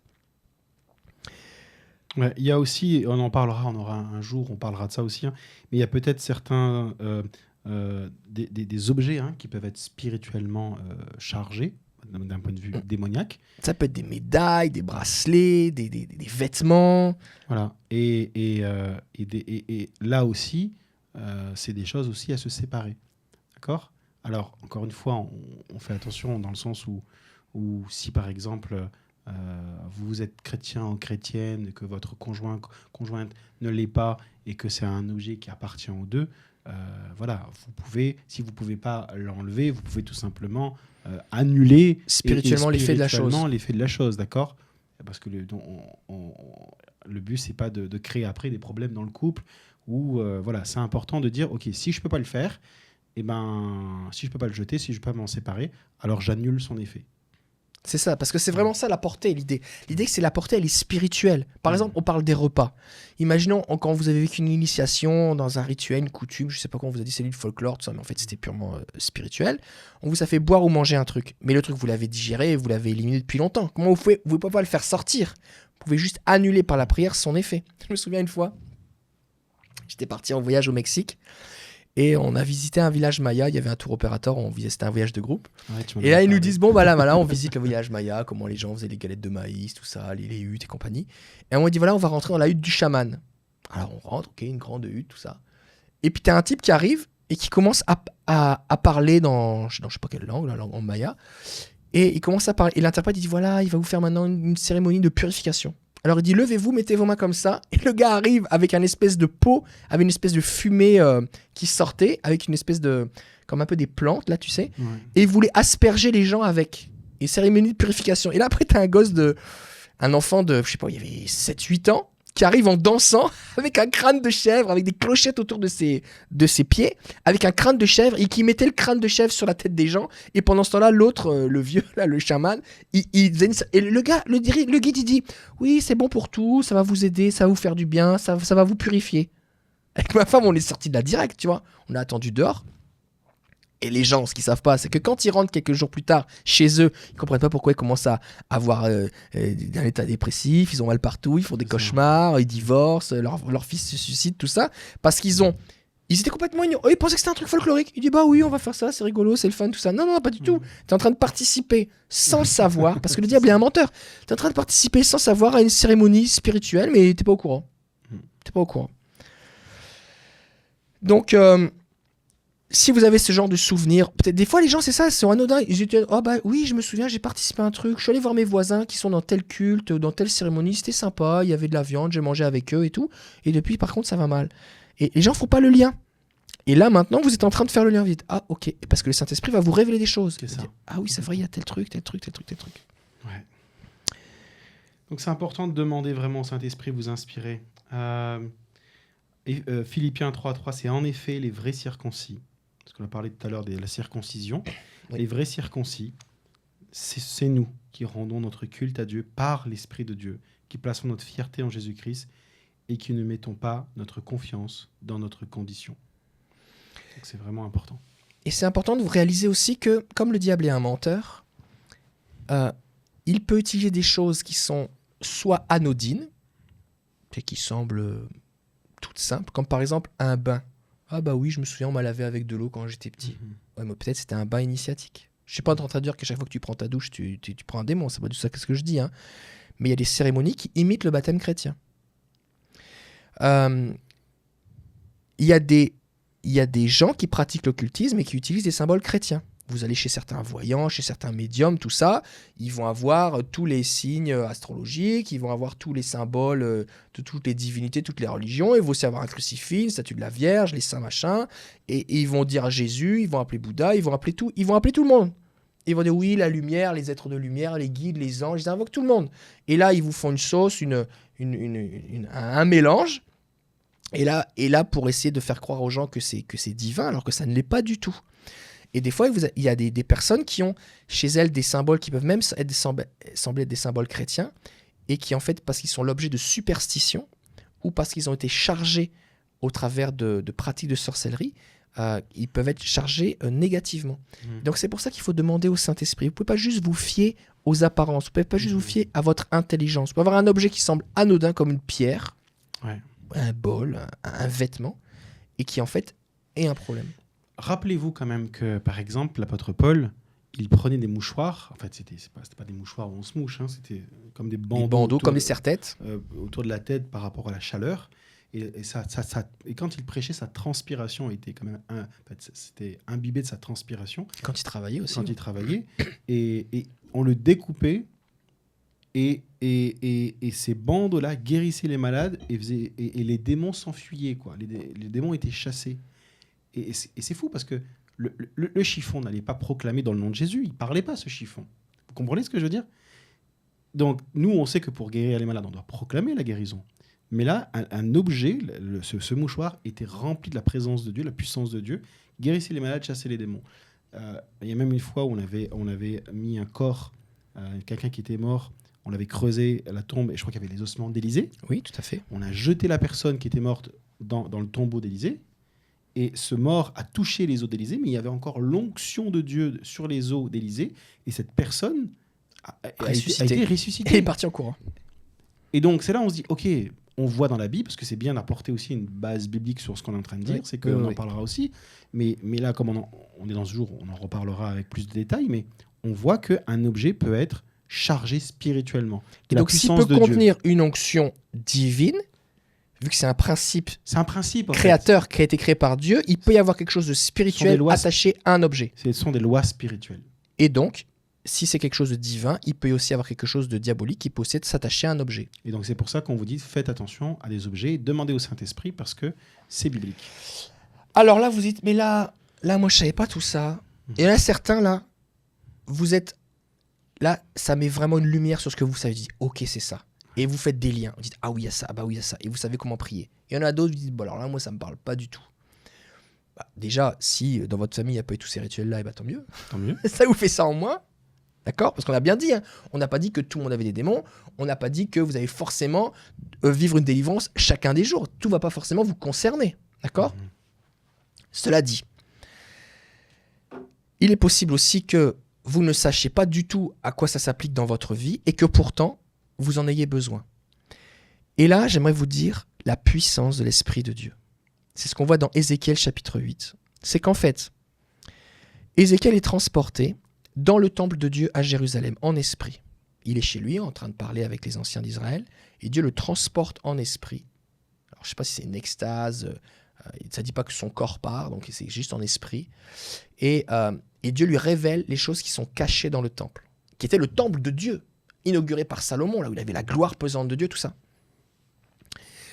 Et je vais vous lire le texte, et on va voir des points importants ici. Ézéchiel chapitre 8, verset 3. « Il étendit une forme de main et me saisit par les cheveux. L'esprit m'enleva entre la terre et le ciel et me transporta. Dans des visions divines. » Donc on parle de visions, hein, d'accord ? « À Jérusalem, à l'entrée de la porte intérieure du côté du septentrion, où était l'idole de la jalousie qui excite la jalousie de l'Éternel. » Donc là, vous voyez, il y a une idole. Alors je me souviens plus trop là, à quoi elle correspond cette idole, mais en tout cas, il y avait une idole qui avait été placée dans le temple, qui n'avait rien à voir avec Dieu. Et Dieu, ça excitait la jalousie de Dieu. Donc ça énervait Dieu de la présence de cette idole-là. Et voici la gloire du Dieu d'Israël était là, telle que je l'avais vue en vision dans la vallée. Il me dit, « Fils de l'homme, lève les yeux du côté du septentrion. » Je levai les yeux du côté du septentrion, et voici cette idole de la jalousie était au septentrion de la porte de l'autel à l'entrée. Et il me dit, « Fils de l'homme, vois-tu ce qu'ils font, les grandes abominations que commet ici la maison d'Israël, pour que je m'éloigne de mon sanctuaire ? Mais tu verras encore d'autres choses. » Donc Dieu dit que cette idole était une abomination. C'était pas juste une statue décorative. Alors il me conduisit, c'était pas juste de la tolérance multiculturelle, multireligion, tout ça, toutes les religions c'est pareil, on a un seul Dieu, Kumbaya, c'était pas ça. Hein. Dieu dit c'est une abomination, il rigole pas avec ça. Verset 7. Alors il me conduisit à l'entrée du parvis. Je regardais et voici, il y avait un trou dans le mur. Donc il y a un mur et il y a un trou. Et Dieu lui dit, fils de l'homme, perce la muraille. Donc Ézéchiel est dans la vision et Dieu lui montre un trou, agrandit le trou. Donc Ézéchiel perce le trou et voici, il y avait une porte. Donc là, on comprend, il y a quelque chose de symbolique. Il y a un mur, il creuse le mur, derrière le mur, il y a une porte. Il faut ouvrir la porte. Il y a vraiment quelque chose qui est caché. C'est pas logique qu'il y ait une porte derrière un mur. Enfin, tu vois, c'est pas logique. Normalement, tu mets une porte à l'endroit où tu peux passer. Tu mets pas une porte derrière le mur. Mais il y a aussi peut-être, tu sais, des choses aussi spirituelles ou, en tout cas, qui étaient cachées. En tout cas. Tu vois, il y a quelque chose qui est caché. Spirituellement, d'un point de vue démoniaque, qui était caché et que du coup, par l'Esprit de Dieu, il arrive à défaire finalement ce mur de protection démoniaque. Exactement. Tu vois, il y a cette notion-là. Donc c'était pas une vision du plan d'ensemble de la ville ou du temple comme l'architecture. C'est pas comme on voit un plan d'évacuation où là il y a une porte et la sortie. Non, c'est pas ça. Il y a vraiment quelque chose. Dieu lui donne accès à quelque chose de spirituel qui était caché, dissimulé, masqué. Donc c'est par l'Esprit de Dieu. Exactement. Et il me dit, entre. Et vois les méchantes abominations qu'ils commettent ici. J'entrai et je regardai. Et voici, il y avait toutes sortes de figures de reptiles et de bêtes abominables, et toutes les idoles de la maison d'Israël peintes sur la muraille tout autour. 70 hommes des anciens de la maison d'Israël, au milieu desquels était Jaazania, fils de Shaphan, se tenaient devant ces idoles, chacun l'encensoir à la main, et il s'élevait une épaisse fumée d'encens. Bon. Pourquoi je vous ai cité ce texte, qui peut sembler obscur pour certains ? C'est que Dieu sait, Dieu voit. Il n'y a rien. Et Dieu révèle. Il n'y a rien que l'ennemi peut cacher derrière un mur, derrière une porte, derrière l'encens, derrière tout ce que tu veux. Et même en le cachant dans un endroit où on ne s'y attendrait pas, dans le temple, il n'y a rien que Dieu ne révèle pas. Amen. Et donc, c'est important que vous ayez cette confiance que le Dieu d'Ézéchiel, c'est le même que vous avez. Et bien plus, l'Esprit du Seigneur, le hasard va dire, bah oui, mais moi, j'aimerais être avec vous, Jérémie et David, que vous priez pour moi. La vérité, c'est qu'on ne peut pas prier pour tout le monde. Mais on n'a pas besoin, nous, de prier pour tout le monde. Pourquoi ? Parce que vous avez le Saint-Esprit. Nous, on vous communique la connaissance et le Saint-Esprit va vous guider. Il va vous conduire. Il va vous donner des révélations. Et une étape à la fois, vos yeux vont s'ouvrir et vous allez comprendre. Et vous allez pouvoir prier d'après ce que le Seigneur vous montre. Amen. Et donc là, je vais vous inviter maintenant à prier pour cela. On va se tenir devant Dieu. On va s'attendre à ce que Dieu révèle. D'accord ? Je vais prier pour vous maintenant. Et je sais que depuis qu'on parle, là, il y a beaucoup de choses qui sont montées dans votre cœur, dans votre esprit, que Dieu a révélé des choses. Pour certaines personnes, c'est comme une révélation de dire « Ok, je comprends maintenant ce qui se passe dans le monde spirituel. » Et on va prier dans ce sens. On va prier pour que Dieu vous révèle s'il y a eu des alliances, s'il y a eu des autels, s'il y a eu des contrats qui ont été faits. Dieu, le Saint-Esprit va vous le révéler, comme on l'a lu avec le texte d'Ézéchiel, pour que vous puissiez ensuite défaire, pour que vous puissiez ensuite briser, que vous puissiez ensuite annuler ce contrat, cette alliance, pour que les effets de ce contrat cessent dans le nom de Jésus. Juste pendant qu'on parlait tout à l'heure, j'ai senti des douleurs à différents endroits dans mon corps. Et je crois vraiment que plusieurs personnes, alors que vous allez commencer à prier, même alors qu'on parlait, vous avez commencé à sentir dans votre corps. Il y a des choses qui se manifestent, qui bougent, qui sont là. Et je crois qu'il y a deux choses. Un, ça vient attester que, il y a quelque chose qui se passe, et soyez attentifs à ça. Et deux, vous allez pouvoir vivre des guérisons. C'est ça, ouais. Parce que l'ennemi avait une emprise aussi dans votre corps. Et le fait de briser son alliance, de briser ses alliances, de défaire tous ces rituels, tout ça, va vous libérer. Et physiquement, vous allez vivre une guérison. Les personnes qui vont être délivrées, je vois des douleurs au niveau du dos, au niveau de la colonne cervicale. Il y a des choses qui vont vous lâcher, vous allez voir, parce qu'il y avait dans ce contrat aussi un esprit d'infirmité qui agissait. Oui. Et le fait de le briser, vous allez voir, il y a des choses qui vont disparaître. Maintenant, j'en prie pour vous maintenant. Et Saint-Esprit, ce qui est dans ta parole, vous connaîtrez la vérité vous rendra libre. Et je prie maintenant à ce que cette vérité porte son fruit. Je prie pour vous maintenant. Et demandez au Saint-Esprit maintenant. Et Saint-Esprit, révèle-moi ce qui est caché. Révèle-moi ce que je ne sais pas. Ou rappelle à mon esprit ce que j'ai oublié. Et si vous savez exactement quel type d'alliance ou d'autel, de contrat qui a été fait dans le monde spirituel, alors commencez avec l'autorité que vous avez reçue de Jésus, par le Saint-Esprit, faites-le. Et commencez à annuler, commencez à verbaliser. Commencez à dire, ok Seigneur, si vous le savez déjà, faites cette prière, dites Seigneur, j'annule maintenant, et vous dites ce que le Saint-Esprit vous a dit, ou en tout cas ce que vous le savez. Si vous ne le savez pas, passez un temps, mettez pause sur la vidéo, et demandez au Saint-Esprit de vous parler, demandez au Saint-Esprit de vous éclairer, dans le nom de Jésus. Et priez maintenant. Et simplement, avec l'autorité que Jésus vous a donnée. Maintenant, commencez à dire, Seigneur, maintenant je brise telle alliance qu'a conclu mes parents, ou que j'ai conclu, ou le rêve que j'ai fait, ou on m'a fait boire quelque chose. Soyez précis dans votre déclaration.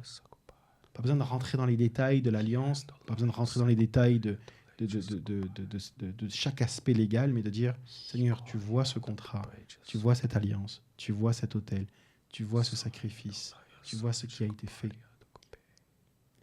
Je prie contre cette chose. Et citez-le, je prie contre cette chose.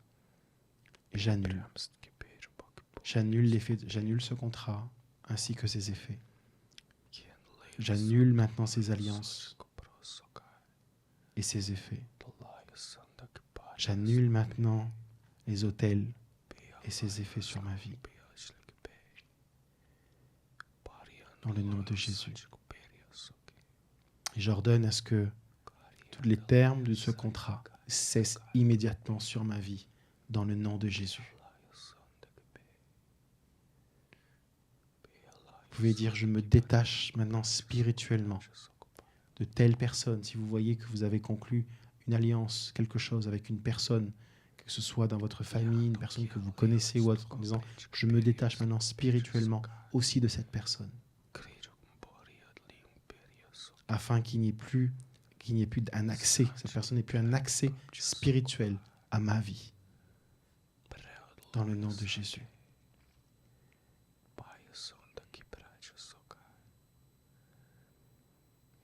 Seigneur, je te prie maintenant pour un inventaire. Et il va être bon que vous fassiez cet inventaire. C'est un gros morceau, cette vidéo-là. Que vous fassiez cet inventaire des choses.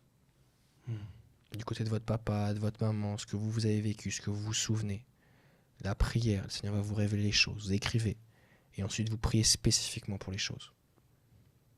Spécifiquement. Ah oui, je me souviens, j'ai fait telle chose. Ah oui, j'ai fait ci. Ah oui, j'ai fait ça. Ah oui, je me souviens. Et le Saint-Esprit va vous révéler. Et là, vous notez et vous annulez chacune de ces choses. Amen. Seigneur, je prie maintenant pour une plus grande révélation. Je te loue, Seigneur, parce que tu es notre avocat auprès du Père et que tu défends notre cause. Je te loue, Seigneur, parce que tu viens au secours de tes enfants qui étaient captifs, prisonniers par toutes ces alliances, ces contrats, et qui pensaient qu'ils n'y pouvaient rien, alors que toi, Jésus, tu viens pour annuler, briser toutes ces choses. Amen. Je te prie de donner des paroles précises, claires, de révéler les choses cachées. Merci parce que c'est le même Saint-Esprit qui est en nous, qui est dans chacun de tes enfants. On n'a pas besoin d'avoir une grande expérience pour recevoir une révélation très précise. Une révélation, c'est une révélation. C'est comme décrocher le téléphone, allô, on entend quelqu'un qui nous parle. Un enfant peut décrocher le téléphone et entendre un message très compliqué. Alors Seigneur, je prie maintenant que tu parles à tes enfants. Et je prie que tu leur donnes cette foi pour oser prier et défaire ces choses.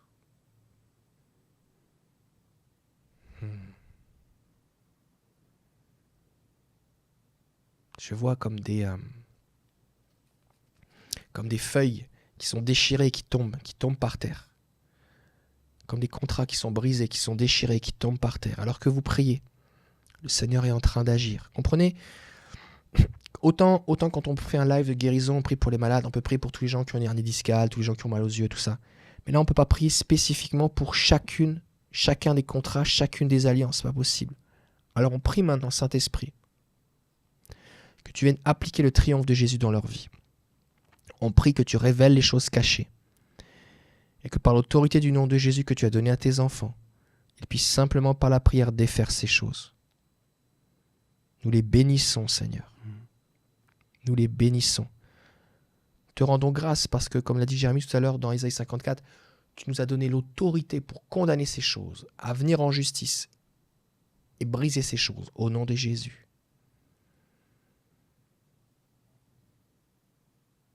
Merci Seigneur. Merci Jésus. On vous encourage, on va terminer, on va conclure, mais on vous encourage là. Peut-être que vous allez vivre des choses et on ne peut pas accompagner chaque personne, chacun va être différent, tout ça, mais prenez le temps de prier. Seigneur, montre-moi, restez tranquille, rappelle-moi les choses.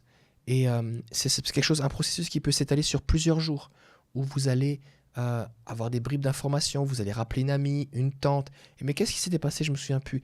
Ah oui, il y avait telle chose. Et là, vous allez prier spécifiquement. Des fois, ce qui va se passer, c'est que vous allez commencer par prier d'après ce que vous savez, et ça va déclencher quelque chose. Par exemple, vous allez sentir quelque chose qui bouge. Vous allez sentir une oppression. Vous allez sentir un mal-être. Vous allez sentir ou une confirmation du Saint-Esprit que vous êtes sur la bonne voie. Oui. Vous avez touché quelque chose.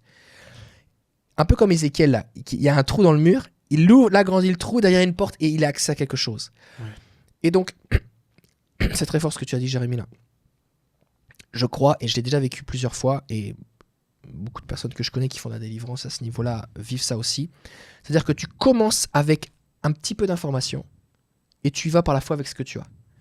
Et alors que tu commences à défaire un petit peu le trou dans le mur, d'un seul coup, tu découvres une porte. Et là, le Seigneur te révèle quelque chose. Et là, tu continues à prier pour ouvrir la porte et là, tu as accès à autre chose derrière. Donc, n'attendez pas d'avoir la pleine, complète révélation. Commencez avec ce que le Seigneur vous dit. Commencez avec vos souvenirs, commencez avec les bases de ce que vous savez, qui sont probablement dans votre culture, qui sont dans votre famille, de ce qu'on vous a raconté.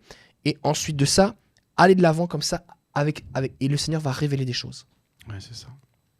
Amen. N'hésitez pas à faire pause dans ce moment, à vivre, même si la vidéo est terminée, si vous avez besoin de continuer à passer du temps dans la présence de Dieu, faites-le. Jésus vous aime et désire que vous soyez totalement libre. Alors, continuez à passer du temps avec Jésus. Et Jésus va s'occuper, est en train de s'occuper de vous et va vous révéler les choses parce qu'il vous aime. Et alors que vous lisez la Bible, parce que là, on n'a pas cité tous les versets, on en a cité quelques-uns pour donner les bases, pour que vous compreniez. Mais alors que vous lisez la Bible, vous allez dire, ok, mais c'est là. Et là, vous allez dire, oh, mais ça, c'est une alliance. Mais ça ressemble à un rituel que j'ai fait. Quand vous lisez le Lévitique, c'est super compliqué. On dit, oui, bon, on n'a plus besoin de ça, c'est le Lévitique. Non, mais regarde, le Lévitique, c'est que des rituels. C'est des rituels. Il y a de la poterie, des oiseaux, on trempe dans le sang, mais avec du sel, on fait passer sur de l'eau, on jette l'oiseau, on met le sang sur l'autre, on libère l'oiseau.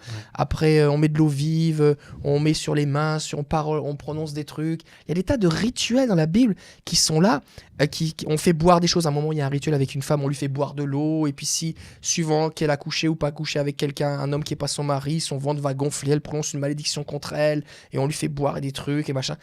C'est que des rituels dans la Bible, dans le Lévitique. Et en fait, ça a été écrit pour notre instruction. Et tu te dis, oh, ok, ça c'est un rituel. Et il y a une raison pour laquelle Dieu demande de faire les choses. Il y a une raison. Ouais. Et donc, si tu comprends ça et que l'ennemi détourne les choses à son avantage, je dis, oh, mais ça ressemble à un truc que j'ai vécu. Ça, c'est un rituel, ça. Ça, c'est un rituel. Tu crois, mais ce que j'ai vécu, en fait, je pensais que c'était anodin, c'était le folklore, on faisait ça dans la famille. Oh, mais ça, c'est du rituel. Et comprenez bien que c'est pas juste dans les villages au bled. Ça, c'est pas un truc juste pour les Africains. D'accord ? Il y a des familles, entre guillemets, blanches, où les gens font des trucs avec des cartes, avec du couteau. À un moment, j'ai pris pour une dame qui avait de l'arthrose, et il y avait les 3 femmes de la même génération, enfin 3 générations différentes dans la même salle, dans cette réunion-là, ce soir-là. Les 3 avaient de l'arthrose, et les 3, c'était un esprit d'arthrose. Et les 3 ont été guéris. Et au bout de la 3e, je me dis, bon, là, il y a vraiment un truc, là. Et là, je dis, mais qu'est-ce qui s'est passé dans votre famille ? Et donc, il y avait la grand-mère, la mère et la fille. Et elle dit, bah oui, ma grand-mère, elle faisait des trucs, elle prenait des cœurs de bœuf, ils appelaient ça, je sais plus comment ils appelaient ça, le secret, ou je sais plus trop quoi. Elle prenait un cœur de bœuf avec un couteau, elle le jetait dans le mur, elle versait de l'alcool dessus, ou je sais plus trop quoi. Enfin, c'était un rituel assez bizarre. Ils comprenaient pas trop parce que c'était juste la grand-mère qui faisait ça, enfin l'arrière-grand-mère. Et c'était de la sorcellerie. Et ça avait entraîné des problèmes dans toute la génération qui suivait derrière. Donc c'est vraiment pas un truc d'Africain, d'accord ? Et je le dis avec amour et respect pour tous mes frères et sœurs africains que j'aime beaucoup, mais les blancs aussi ont besoin de délivrance, d'accord ? C'est ça. Donc c'est pour ça que d'une culture à l'autre ça change, mais le principe est le même. Au lieu de te demander de manger une poule avec tes dents, peut-être on va te faire boire un autre machin qui semble plus aseptisé, mais le principe est le même. On t'a fait boire un truc. Ouais, c'est ça. L'alliance est là. L'alliance est là. C'est comme on t'a fait signer un contrat, que tu le signes avec ton propre sang ou que tu le signes avec un stylo plume qui coûte 500 balles. Au final, t'as signé un contrat. C'est ça. Et Dieu révèle les choses et par l'autorité que Jésus-Christ nous a donnée, on peut rompre ces choses. Je prie vraiment à ce que Dieu vous éclaire. Envoyez-nous vos témoignages de ce que vous avez vécu. On a hâte de vous lire et de lire un petit peu ce que Dieu a fait dans votre vie. Et on se dit à la prochaine pour une autre vidéo sur Vraiment Libre. Que Dieu vous bénisse. Bye.